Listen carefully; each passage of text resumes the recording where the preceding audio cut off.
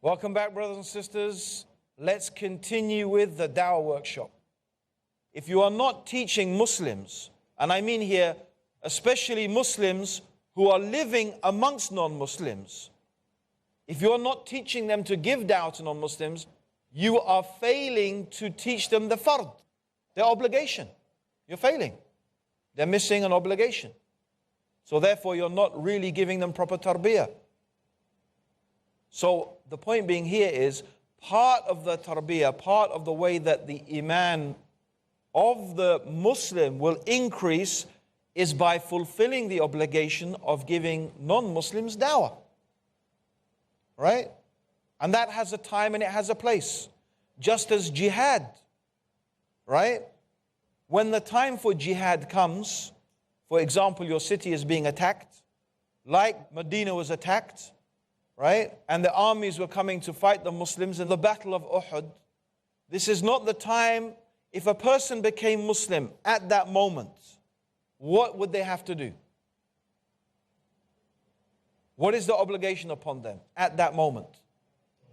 To join the forces. Would you say to them, stay at home and you have to pray now?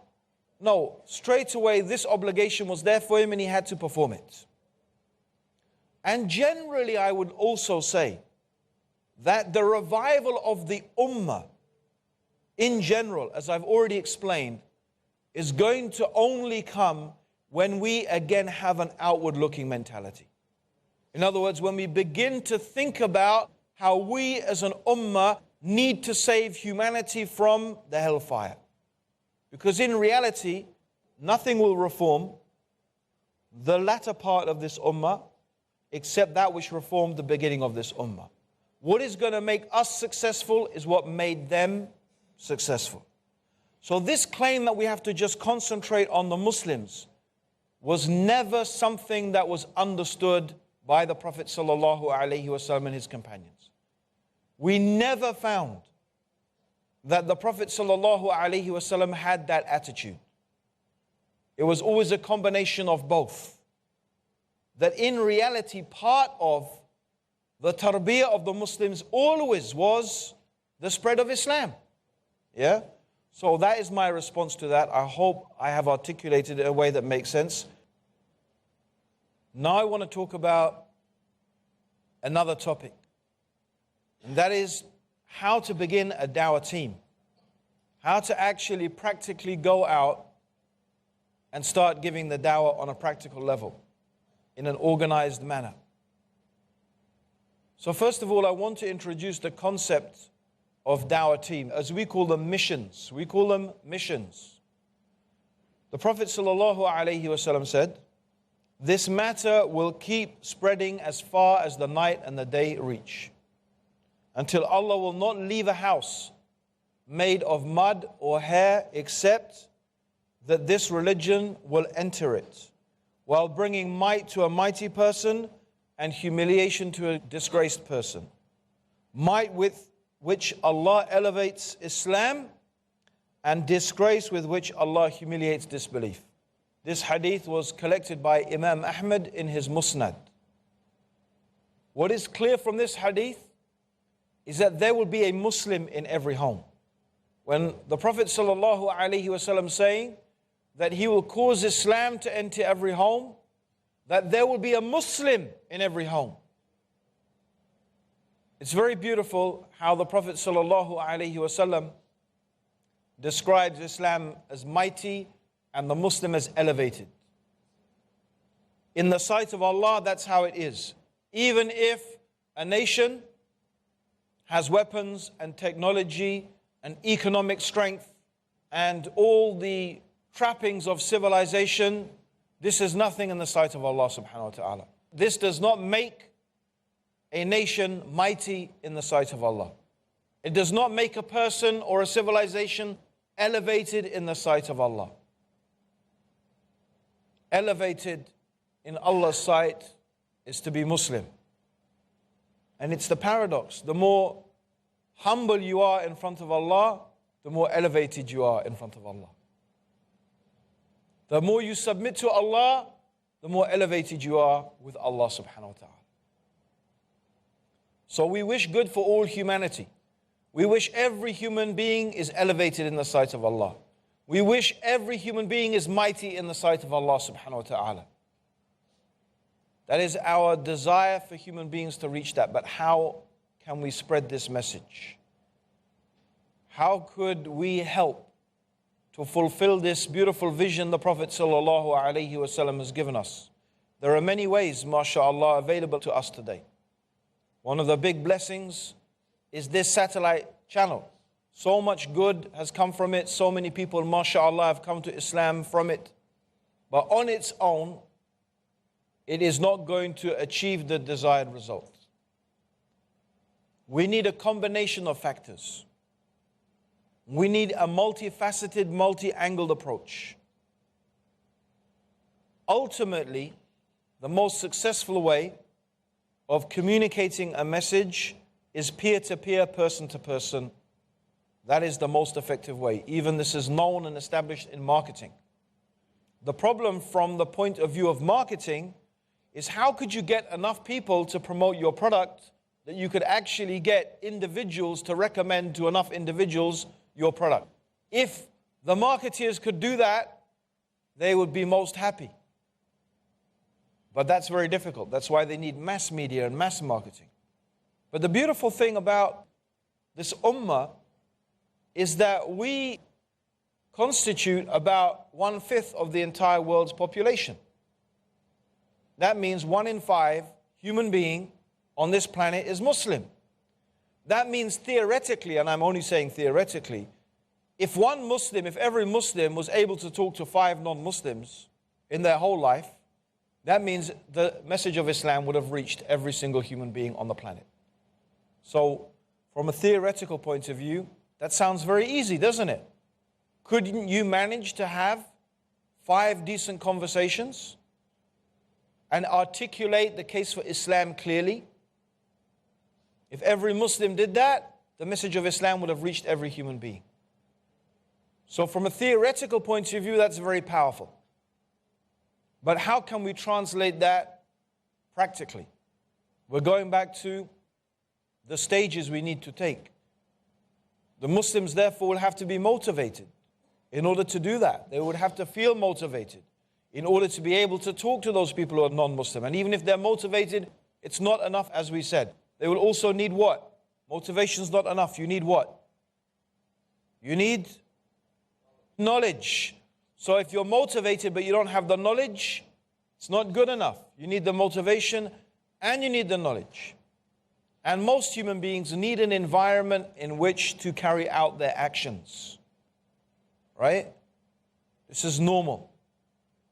So in order to successfully convey the message of Islam in the most effective manner, the best thing to do would be to motivate the Muslims, give them the knowledge, and give them the environment in which they can make that dawah happen. So this is what we're talking about now in terms of the missions. The mission or the missions are, in a sense, that practical vehicle within which the Muslims can develop and express this obligation of giving dawah. So this is the purpose of a mission. What is a mission? A mission is really a group of people giving dawah in their locality. It's that simple. A group of people in a town or a village or a city giving dawah in their locality.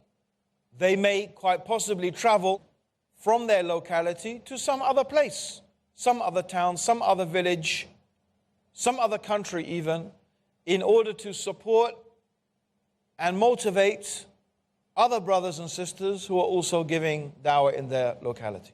Because this has a strong motivational factor.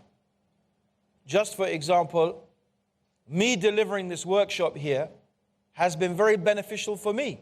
I have actually learned a few dawah techniques or a few things that one could say or a few approaches that one could take that I never thought of or that never came to me. But when I heard them articulated, I said, that's really brilliant. That's really useful. I can use that. That's a lot better than what I'm saying. So for example, even the man in the red underpants was not my idea. The title did not come from me, This came from one of my students or from one of the people who are attending one of my courses. We're going to go for a short break, brothers and sisters. Don't go away because we'll be back very soon, inshallah.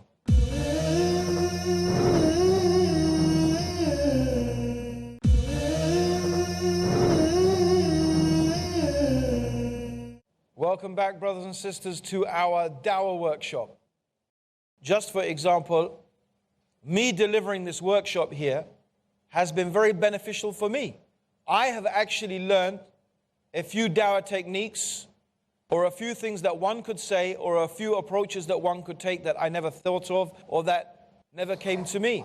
But when I heard them articulated, I said, that's really brilliant. That's really useful. I can use that. That's a lot better than what I'm saying. So for example, even the man in the red underpants was not my idea. The title did not come from me. This came from one of my students or from one of the people who are attending one of my courses. So many of the techniques I use in Dawah, they are not things that I have invented myself.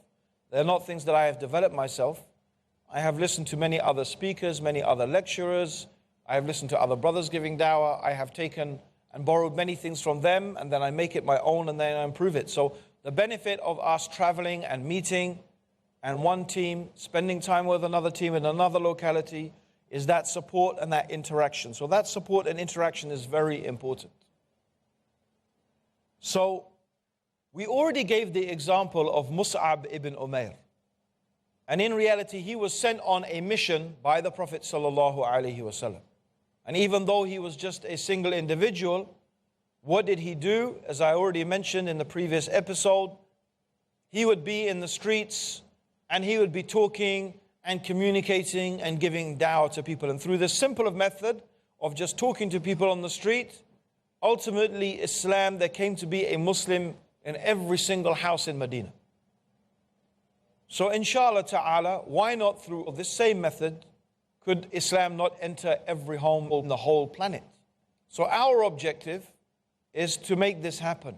The result is in the hands of Allah. But what we would like to accomplish in our organization, I-ERA, is whether we do it ourselves personally, or who knows, maybe millions of people will listen to this Dawah workshop on Peace TV and they will spontaneously, I hope this is what everyone will do, that they would themselves now take this knowledge, start forming Dawah teams and start giving Dawah. And maybe, alhamdulillah, this is the vehicle through which it will all happen. It doesn't matter. What's important is that the Dawah gets done. So what we want to see happen is within 40 to 50 years, Islam has been articulated to every single human being on this planet. What does that mean? That doesn't mean someone put a leaflet in their hand, right? That's not what we mean. We mean that every human being has had the chance and the opportunity to have Islam explained to them. Every human being has had the opportunity to have the truth about Islam articulated and explained to them. So this is the objective. Inshallah, we hope that we will see, but it's in the hands of Allah, of course. Everything is in the hands of Allah. Even this, everything. Whether they will be guided or not, this is, subhanallah, not our responsibility. Our responsibility is, however, to convey the message. So we have seen that other religions, especially Christianity, have been spread very, very effectively through this method. In Africa, for example, the missionary work has been highly effective. Indeed, it has transformed Africa from being a majority Muslim continent to now being a majority Christian continent. Places where Islam was dominant by 90% or even more is now 56% Christian. Of course, this has been aided by colonialization. We can't deny that. But in reality, with this colonialization has also come missionary work and missionary activity, which is continuing very strongly until today. Indonesia is no longer a 95-98% Muslim country. It is now 80% Muslim with 15+% Christians. If people continue to convert to Christianity at this rate. By, I think, 2050, Indonesia will be a majority Christian country. The point here that I'm trying to make is the effectiveness of the model, and also the danger of the stagnant approach of Muslims. I've always said, and I've repeated it, if you're not giving dawah, someone's giving dawah to you. Right? If you're not giving dawah, someone is giving dawah to you. And if you're not a person involved in dawah, the reality is you're passive. You don't really probably think very much about your religion. You certainly don't think about how to defend your religion in the face of an attack. Someone comes and questions your belief, you have no experience how to defend it. Well, I just believe it. I don't know why. I don't know whether it makes sense or not. I never thought about it. Of course, if you are giving dawah, you have to think about how Islam makes sense, because you're trying to explain it to others. When you're not, if someone comes to you and challenges you, most of the time you have no response. You've never thought about it. And if that challenge is hard enough and fast enough and difficult enough and severe enough, and what you're being invited to is tempting enough, well, you will leave Islam. Because it may seem that the alternative makes even more sense than your religion, because you never thought about it.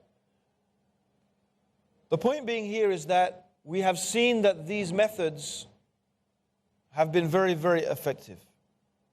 And I'd like to give you an example of what we did in UK. And you can actually see a video of this on YouTube.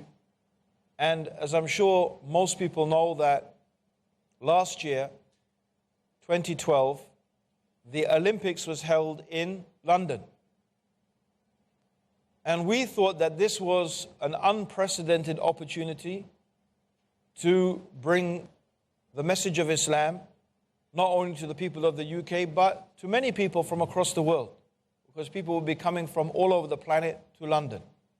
We weren't the only ones with this idea, by the way. There were many Christian groups also doing the same thing in a very organized, very systematic way. Alhamdulillah, what we did, and this really kick-started our missions, was that we held in the morning a full morning of dawah training. So what you have learned over these episodes was really condensed into a few hours, especially the go rap method was condensed into a few hours. There were about 500 brothers, and they were all wearing t-shirts, and on the t-shirt was a logo, "Is life just a game?" On the back was the website, onereason.org, which is our portal for non-Muslims to go and visit, where they can find out more about Islam. So we went out with also cards. On the cards were printed, "Is life just a game?" And on the flip side of the card was a verse of the Quran. Do they think that we created them in sport and they will be left without being judged, without being asked about what they are doing? That's the meaning. So it is to get them to think about, what is the purpose of your life? Do you think life is just a game? Or are you going to be asked and held to account for what you have done? So the message itself, even if this is the only thing they saw, is something. But in reality, the purpose is not the t-shirt and the purpose is not the card. That is just a vehicle in order to be able to have a conversation. So the idea is you give the card and then you use that as a way to initiate a conversation between the person, and then you go into the go rap that we have been teaching. So 500 people. MashaAllah, on the first day, 500 people. Then after that, because they came from all over the UK, but in the days after that, throughout the whole of Olympics, we had brothers, and in some places there were sisters as well, giving dawah. And we were not the only organization. MashaAllah, there were other organizations doing that as well. Alhamdulillah. All in all, from the shahada count that we got from our organization, we counted over 200 shahadas. 200 shahadas. Okay? Unfortunately, I say unfortunately, 70 of them only are what we consider to be confirmed solid shahadas. Confirmed shahadas are only the ones that when we got in contact with people the next day, we were able to re-establish contact with them and confirm with them that they had taken the shahada. So we got the details down. Because the brothers only had half a day's training, and because everyone was not fully trained and not fully prepared, and we did not have, for example, the shahada cards that I was talking to you about, where you could take down the details, a lot of people, unfortunately, their details were not taken. But that was the total count of shahadas. The ones who actually, the details we got was 70, which is actually still a really good number. So this is something that kick-started the missions. A lot of people throughout the Muslim world have seen this video on YouTube. In fact, I don't know if it still is, but in its category, which is the category of activism in YouTube, it is the most highly watched video in that category. It had at the time, very soon after, 2 million hits. Of course, the number of hits is not important. What is really important is that brothers up and down, not only the UK, but throughout the world, were inspired and motivated to do the same thing. And they spontaneously began to start doing their own dawah missions or dawah days. They printed their own t-shirts. In fact, Sadiq over here the other day was wearing a t-shirt he had printed, and he had put cricket bats because he said we like cricket in India. So mashallah, in India, in Bahrain we heard, in Saudi Arabia, you may say, what dawah is there in Saudi Arabia? There's a lot of workers who come from outside, from the Philippines, from many different places, who are not Muslim. So they give dawah to those people. In Glasgow, up in Scotland, many different places, mashallah, in Australia, people were motivated by what they saw to spontaneously start these dawah efforts. Of course, what we would like to do is give it more structure, not only to have the dawah effort, but also to understand the actual method we give of giving dawah, which we call Go Rap, because we think that's also very effective and useful. So this is the basic idea of a mission. It's very simple. Get a team of people to go out and to give dawah, alhamdulillah. That's it for now, brothers and sisters. Don't forget to join us for our next episode of Dawah Workshop.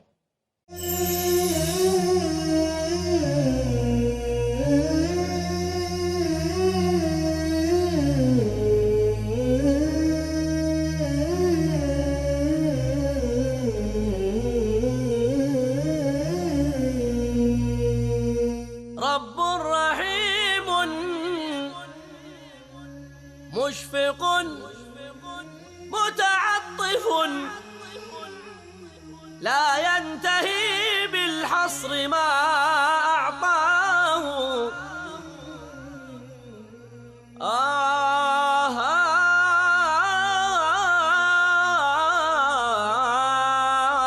رب رحيم مشفق متعطف